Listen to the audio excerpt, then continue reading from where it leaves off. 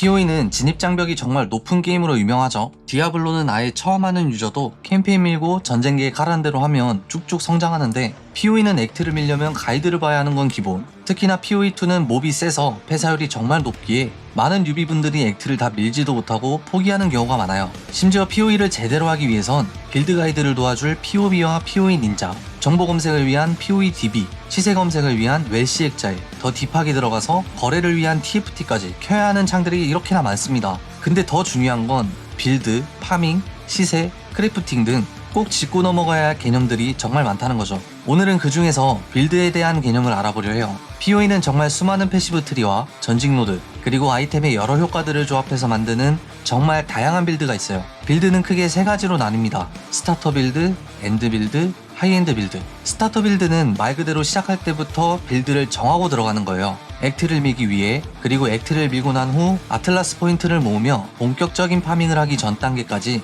효율이 좋은 빌드를 스타터 빌드라고 합니다. 엔드 빌드는 높은 스펙으로 오버보스를 쉽게 처리하고 시간당 몇십 디바인의 수익을 낼 수 있는 본격적인 파밍을 하는 빌드예요. 하이엔드 빌드는 더 이상 스펙업을 할 게 없을 정도로 미러템이나 초고가의 아이템을 갖춘 빌드죠. 이 중 가장 중요한 게 스타터 빌드입니다. 어떤 스타터 빌드를 하느냐에 따라 그 시즌의 운명이 갈린다고 해도 과언이 아니에요. 근데 이 스타터 빌드라는 게 저는 처음에 새 시즌이 시작되면 이전 시즌의 스타터 빌드는 별로 좋지 않다라는 생각을 했었고, 유튜버들이 올려주는 새 영상을 보고 새로운 빌드를 따라야 한다는 생각을 했었어요. 그리고 그 스타터 빌드로 시작해서 그 빌드로 끝나는 줄만 알았죠. 그렇게 몇 시즌 뒤에 깨달은 사실은 스타터 빌드는 거쳐가는 것일 뿐이다. 시즌이 바뀌어도 특별한 너프가 없는 한 같은 빌드를 해도 상관은 없다라는 사실입니다. 그렇게 스타터 빌드를 고를 땐 딱 봤을 때 재밌어 보이는 거, 엄청 세 보이는 거, 물론 재미있고 세면 최고죠. 근데 가장 중요한 건 내가 따라할 수 있느냐예요. 스타터 빌드도 나름 필요한 핵심 기제나 빌드 전환 구간이 존재합니다. 내가 그 부분들을 다 캐치할 수 있고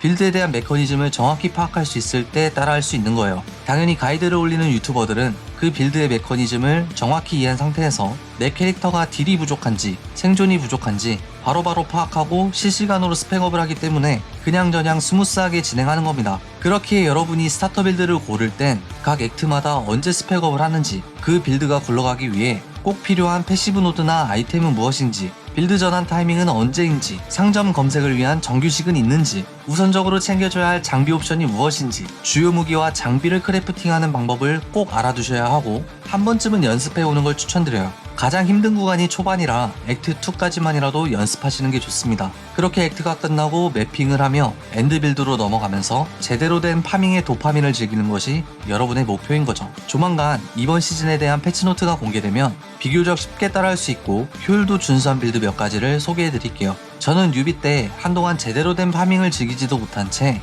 스타터 빌드로만 매핑하다 끝났습니다. 야딥을 먹고 좋아라 했던 제가 본격적으로 시간당 3-40디바인 이상 버는 파밍을 맛본 뒤로는 이젠 시즌 첫날이 아니면 야딥을 봐도 반갑지가 않을 정도가 됐죠. 100디바인이 여러분에겐 큰 숫자인가요? 저도 1년 전까지만 해도 크게 느껴졌습니다. 제 구독자분들만큼은 100디바인이 크지 않은 숫자로 느끼게 해드릴 테니 믿고 따라와주세요. 루트였습니다. 감사합니다. Please, save